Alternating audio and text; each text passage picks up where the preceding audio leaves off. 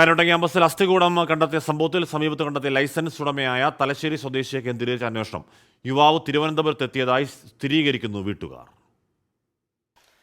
ക്യാമ്പസിലെ പഴയ വാട്ടർ ടാങ്കിൽ നിന്ന് മൃതദേഹ അവശിഷ്ടങ്ങൾക്കൊപ്പം കണ്ടെത്തിയ ഡ്രൈവിംഗ് ലൈസൻസ് ഉടമയെ കേന്ദ്രീകരിച്ച് അന്വേഷണം വിപുലമാക്കാനാണ് പോലീസ് സംഘത്തിന്റെ തീരുമാനം. യുവാവിന്റെ കുടുംബം വർഷങ്ങളായി ചെന്നൈയിലാണ് താമസം. 2017 മുതൽ കുടുംബവുമായി ഇയാൾക്ക് ബന്ധമില്ല. പക്ഷേ പോലീസ് സംശയിക്കപ്പെടുന്ന കാലയളവിൽ ഇയാൾ തിരുവനന്തപുരത്ത് എത്തിയതായി വീട്ടുകാർക്ക് വിവരമുണ്ട്. തിരുവനന്തപുരത്തുള്ള ഒരു സ്വകാര്യ ബാങ്കിൽ ഇയാൾക്ക് അക്കൗണ്ട് ഉള്ളതായി കണ്ടെത്തിയിട്ടുണ്ട്. ഈ അക്കൗണ്ടിന്റെ KYC രേഖകൾ അപ്ഡേറ്റ് ചെയ്യുന്നതുമായി ബന്ധപ്പെട്ടാണ് തിരുവനന്തപുരത്ത് എത്തിയതെന്നാണ് വീട്ടുകാർ നൽകുന്ന വിവരം. ഇതിനെ സാധൂകരിക്കുന്ന രീതിയിൽ ബാങ്ക് രേഖകളടക്കം ചില തെളിവുകളും പോലീസിന് ലഭിച്ചിട്ടുണ്ട്.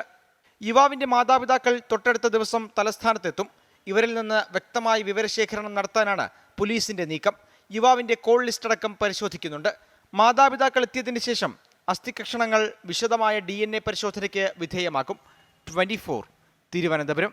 ലോകത്തെവിടെയായാലും ഏത് സമയത്തും 24 വാർത്തകളും ഓഗ്മെന്റഡ് റിയാലിറ്റി പാക്കേജുകളും എക്സ്പ്ലെയിനറുകളും വിശദമായി കാണാൻ ഞങ്ങളുടെ YouTube ചാനൽ നിങ്ങൾക്ക് സബ്സ്ക്രൈബ് ചെയ്യാം.